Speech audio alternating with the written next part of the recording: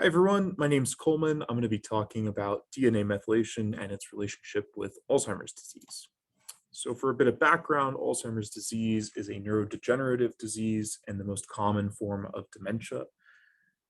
It's one of the leading causes of death, and we're really focused on late onset Alzheimer's disease because it makes up about 90% of all Alzheimer's cases. Now, to treat Alzheimer's, we need to diagnose it, and to diagnose it, we need good clinical diagnostic tests, and the ones that are available today are a bit lacking in one way or another. So, for example, cerebrospinal fluid diagnostic tests involve a very painful lumbar puncture. Survey-based methods are useful, but after symptoms have gotten pretty bad, and they can be a bit subjective.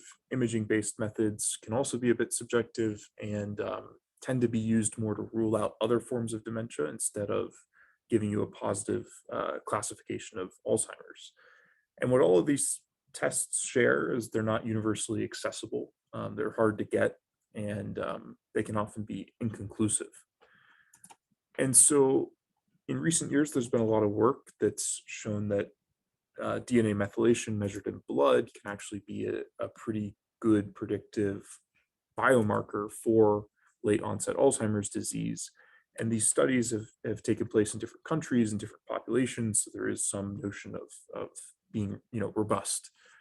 But what these studies have done, or what they've kind of focused on, is using this array-based technology that's a little older and just measures methylation at a small subset of possibly methylated sites. And so we're really focused and really interested in sort of expanding on this work and looking at the entire methylome instead of just a small subset. For a bit of background on DNA methylation, we typically measure it in humans at one of 25 million or so CpG sites. This is a site that's a cytosine followed immediately by a guanine. Methylation can happen, of course, at other places, but this is sort of the lion's share. It's one of the key drivers of epigenomic variation, and we tend to focus on the most common and stable form, which is 5-methylcytosine. And from a functional perspective, high levels of methylation tend to correspond to lower levels of gene expression in nearby genes. And so for our study to sort of find these blood-based biomarkers as kind of the first goal, we took just under 400 patients, 180, or a little under 180 were controls, 100 with mild cognitive impairment, so it's kind of an intermediate level, and 110 with late onset Alzheimer's disease, with the goal of finding these blood-based biomarkers. And for this analysis, we're just focused on a subset. We just took 36 controls and 35 loads because that's what we had processed, and took DNA from peripheral blood and again measured methylation at just over 25 million sites. And so when we do this and we look for these differentially methylated positions after adjusting for things like age, sex, blood cell composition, and accounting for some principal components, you can find about 80,000 differentially methylated positions. These are plotted on the left in this volcano plot. Each plot point represents one CpG site. Points on the right side of the axis represent sites where there's higher methylation than expected in the load patients, and sites on the, or dots on the left represent hypomethylation, so less methylation in the Alzheimer's patients. And points in green are significant at the local false discovery rate of 0.05. And we also have this sort of plot on the right, this waterfall plot that just gives a kind of bird's eye view of where these DMPs are located. So the majority are located in introns, with surprisingly fewer located in promoters, which is where a lot of these types of analyses have focused on in the past.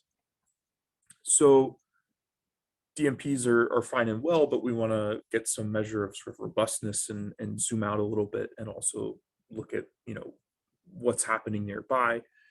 And so what we could do is we can sort of cluster these DMPs together and look for regions where there's several DMPs in a row or in a neighborhood that are moving in the same direction. And so that's what we see here.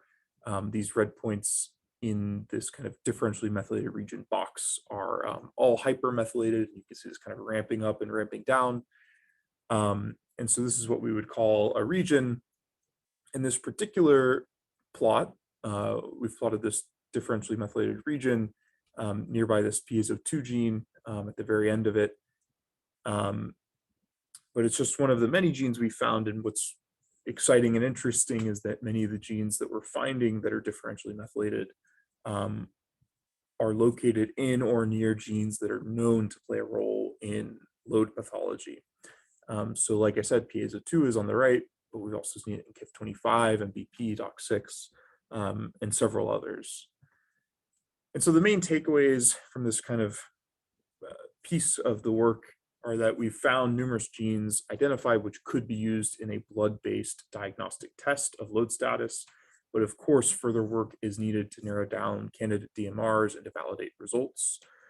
I've hoped that this has motivated some of the work.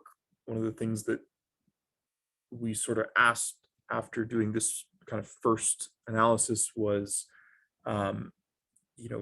what's going on with kind of the genomic context being, are you located near a promoter or an enhancer? And if we sort of encapsulate that information with SNPs, can we predict methylation? And it looks like you can decently. And so for kind of more discussion on that work, please stop by my poster. I'd be happy to talk to you more. And yeah, thanks very much.